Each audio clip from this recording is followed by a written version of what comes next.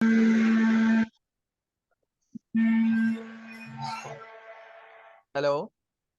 जी sir. दो type of forces हमने पढ़ ली, एक ग्रेविटेशनल फोर्स, एक फ्रिक्शनल फोर्स।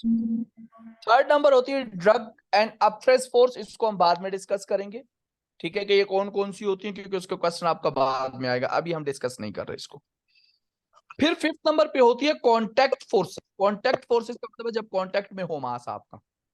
तो when a mass comes in contact with each other, एक दूसरे के साथ कांटेक्ट में आता है, अ नॉर्मल फोर्स और contact force is produce that acts perpendicular to the surface, यानी सरफेस के परपेंडिकुलर वो एक्ट करती है।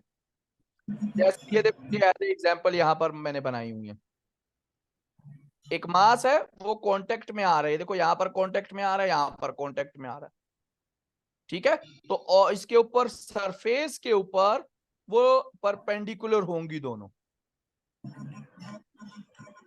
फिर हमारे पास होती है टेंशन फोर्स।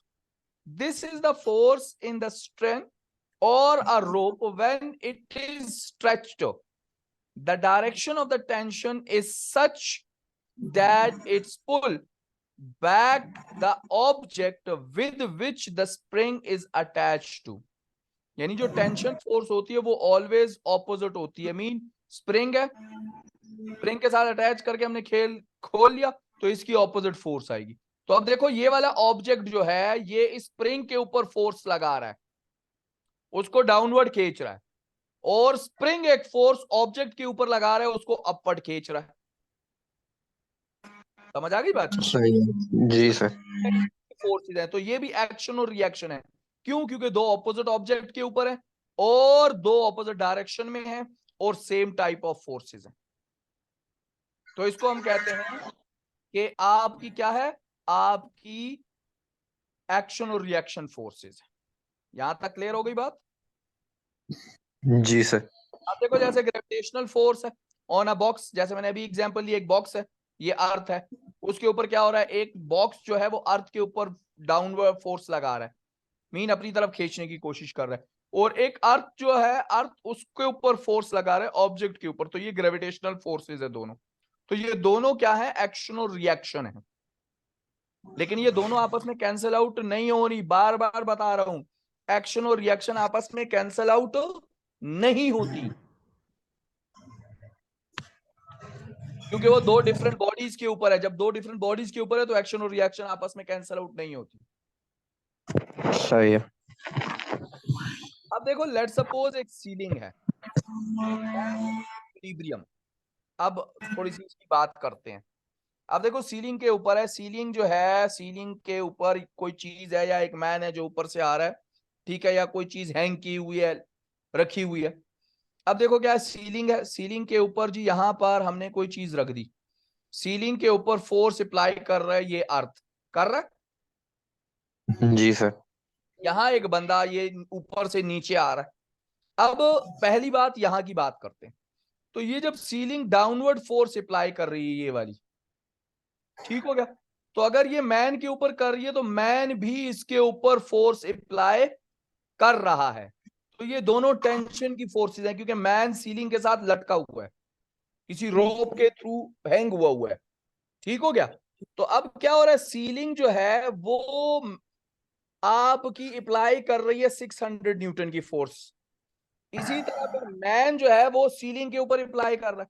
देखो, tension on the ceiling by the man और tension on the man by the ceiling. समझ आ सही गई? है। तो अपवर्ड जो है वो बाय द सीलिंग हो रही है, डाउनवर्ड जो है वो बाय द मैन हो रही है, क्योंकि मैन को नीचे डाउनवर्ड ग्रेविटेशन एक्ट कर रही है। फिर मैन सर के सीलिंग कौन सी फोर्स लगा रहे सीलिंग टेंशन की फोर्स लगा रहे हैं ना, सीलिंग के साथ लटका हुआ, लेट्स सपोज ये रोप लगी हुई है यहां पर इस तरह। ठीक हो गया। अब रोप के साथ यहां एक ऑब्जेक्ट लटक गया है, लटक गया है। अब हैं? बेसिकली जी। रोप की फोर्स है जो टेंशन की फोर्स बन रही है, तो सीलिंग के साथ अटैच है ना वो, तो हम उसको सीलिंग का नाम दे रहे हैं कि भाई ये सीलिंग जो है वो मैन के ऊपर फोर्स लगा रहा है अपवर्ड, उसको ऊपर खींचने के लिए, क्योंकि टेंशन की फोर्स है, और मैन सीलिंग के ऊपर लगा रहा है डाउनवर्ड नीचे जाने के लिए, तो टेंशन की फोर्सेज आ गई। सही है। तो ये दोनों फोर्सेस जो है ये थर्ड लॉ की पेयर बन रही हैं आपके पास। समझ आई बात की? जी सर। अच्छा, अब आपके ऊपर, अब बंदे के ऊपर आ जाओ भाई जी। जब बंदे के ऊपर में आया तो बंदा क्या कर रहा है? बंदा जो है वो एक डाउनवर्ड ग्रेविटेशनल फोर्स लगा रहा है। डाउनवर्ड लगा रहा है, ये लो जी 600 न्यूटन डाउनवर्ड। किसके ऊपर? बाय द अर्थ लग रही है, अर्थ उसको नीचे खींचने की कोशिश कर रही है। अब मैन की एक फोर्स लग रही है, by the man to the earth लग रही है एक अपवर्ड फोर्स, क्योंकि उसने रोप पकड़ी हुई तो वो ऊपर जाना चाह रहा है। ठीक हो गई बात? तो सही ये है। फोर्सेस भी जो है वो क्या है आपके पास? एक्शन और रिएक्शन है। एक्शन और रिएक्शन है। रिएक्शन। लेकिन बेटा ये जो मैन की अपवर्ड फोर्स लग रही है ना रोप के ऊपर, ये वाली, और वेट ऑफ द मैन जो है ये वाली, ये दोनों जो है जी सर। आपके पास न्यूटन थर्ड लॉ का पेयर नहीं है। क्यों? क्योंकि ये मैन का ही बन रहा है, मैन ही रोप के ऊपर लगा रहा है और मैन ही अर्थ के ऊपर लगा रहा है। क्योंकि सर ये कैंसिल आउट हो रही है ना। हाँ, ये कैंसल आउट हो रही है, पहली चीज। दूसरी चीज, ये दो ऑपोजिट ऑब्जेक्ट्स पे नहीं है, मैन के ऊपर ही लग रही है, आदमी के ऊपर ही लग रही है, यहां पर भी और यहां पर भी। पहली चीज। सही है। दूसरी चीज, ये क्या है? सेम टाइप ऑफ फोर्सेस नहीं है। यानी ये अपवर्ड फोर्स जो है ये कौन सी लग रही है? ये सीलिंग की टेंशन फोर्स है, और डाउनवर्ड जो लग रही है वो ग्रेविटेशनल फोर्स है। तो सेम फोर्सेस भी नहीं है। तो न्यूटन सही के है। लॉ के लिए चार चीजें ऑपोजिट डायरेक्शन में सेम मैग्नीट्यूड, ये तो है, ठीक है चलो, ये सारी देखो सेम मैग्नीट्यूड में ऑपोजिट डायरेक्शन में, डन हो गया। लेकिन सेम टाइप ऑफ फोर्स नहीं है और दो ऑपोजिट ऑब्जेक्ट के ऊपर फोर्स नहीं है। इस वजह से ये जो है ये आपकी एक्शन और रिएक्शन फोर्सेस नहीं बन रही। ठीक है बात सर। समझ आ गई? जी सर। आज चलें इधर आगे चलते हैं। आगे क्या है आपके पास? देखो, अ box place at the surface of the earth. एक बॉक्स है, अब वो सरफेस ऑफ द अर्थ के ऊपर अटैच्ड है, यानी जमीन के ऊपर रखा हुआ है हमने उसको। अब क्या हो रहा है? अब contact forces on the earth by the box, यानी कांटेक्ट फोर्स होगी ना, जब अर्थ और बॉक्स आपस में कांटेक्ट करेंगे तो भी फोर्सेस होंगी, वो कांटेक्ट फोर्सेस होती हैं। तो contact force on the earth by the box 100,000 newton आ गई आपके पास, मेंशन की हुई है। क्या कह रहे हो? सही है। और उसके ऊपर contact force on the box by the earth वो भी 1000 ही होगी, जो नॉर्मल रिएक्शन बनता है हमारे पास। जी सर। अच्छा, अब बॉक्स की एक फोर्स डाउनवर्ड जा रही है जो उसका वेट बन रहा है, जो उसका क्या बन रहा है? वेट। तो जी। Gravitational force on the earth by the box by the earth, वो बन रहा है वेट उसका। ठीक हो गया? जी सर। फोर्स जो बॉक्स लगा रहा है अर्थ के ऊपर वो भी बन रहा है आपके पास, 1000 ही बन रहा है। तो देखो ये दोनों ग्रेविटेशनल फोर्सेस हैं जो बाय द बॉक्स लग रही है और बाय द अर्थ लग रही है। तो ये पेयर है आपके पास। और ये कांटेक्ट फोर्सेस ये भी पेयर है आपके पास, जो बॉक्स अर्थ के ऊपर लगा रहा है और अर्थ बॉक्स के ऊपर लगा रहा है। तो कांटेक्ट फोर्स क्या होती है? कांटेक्ट फोर्स वो फोर्सेस होती हैं जब दो बॉडीज आपस में कांटेक्ट में आ जाएं। तो जब फोर्स लगती है उसको हम कहते हैं कांटेक्ट फोर्सेस। यानी जैसे बॉक्स आप सरफेस ऑफ द अर्थ पे रख देते हो, ठीक हो गया? यस, चलो बॉक्स को आपने टेबल पे रख दिया, तो जब टेबल पे रखा तो टेबल के साथ जब वो टच हो गया तो उस टाइम वो जो फोर्सेस बन रही हैं, एक फोर्स सही है। टेबल के ऊपर बॉक्स लगा रहा है, एक फोर्स बॉक्स के ऊपर टेबल लगा रहा है, तो वो कांटेक्ट फोर्सेस हैं। सही है।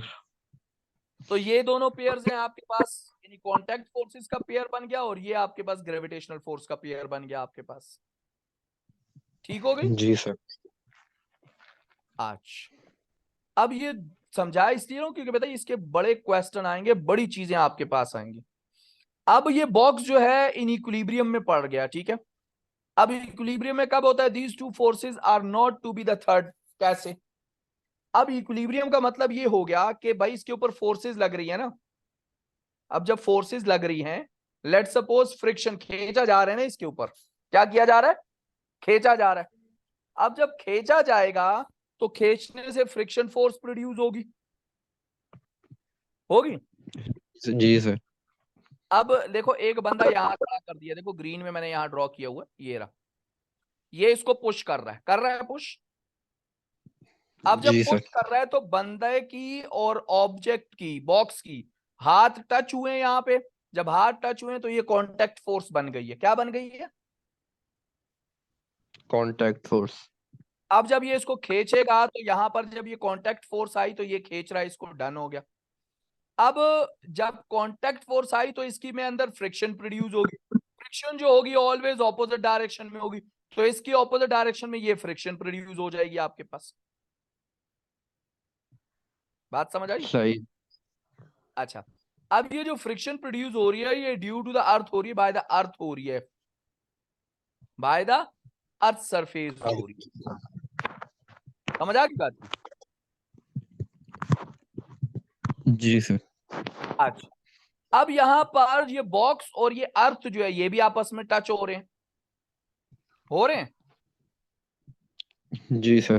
तो इसके ऊपर भी कांटेक्ट फोर्स बन रही है, तो ये वाली भी कांटेक्ट फोर्स है और ये वाली भी कांटेक्ट फोर्स है। तो ये दोनों तो pair of the Newton third law है।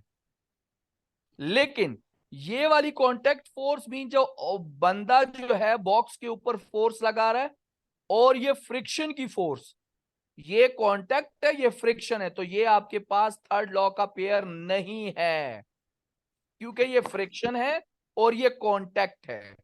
तो कांटेक्ट और फ्रिक्शन दो अलग अलग फोर्सेस हैं, सेम टाइप ऑफ फोर्सेस नहीं है, तो इसीलिए ये आपके पास पेयर नहीं है। और नहीं है। ये एक्ट ऑन द सेम, और दोनों जो है वो सेम ऑब्जेक्ट के ऊपर एक्ट कर रही हैं, तो ये आपके पास पेयर नहीं बन रहा। हाँ, पेयर कौन कौन सा बनेगा? Friction on box by the earth और friction on earth by the box. समझ आई बात की? यानी यहां लिखा हुआ है जी देखो, sir. Friction on box by the अर्थ, तो ये वाली डाउनवर्ड ये जो फोर्स है ये बन रही है friction on earth by the box. तो ये दोनों आपस में क्या है, अगर यहां होती friction on earth by the box तो ये दो आपस में pair of the Newton third law बनती, जैसे ये दोनों pair of the third law बन रही हैं आपके पास। क्लियर सही होगी है। बात? तो सोच समझ के पेयर्स बनाने हैं, क्योंकि उसके अंदर कैलकुलेशन करनी होती है हमें एक्शन और रिएक्शंस की। जी सर। यहां तक काफी है, आगे चलें बच्चा आज के लिए? सर काफी है यहाँ तक। ठीक हो गया, क्योंकि आगे जो है फिर हमने law of conservation of momentum पढ़ने हैं और कुछ और चीजें हैं इसमें, वो डिस्कस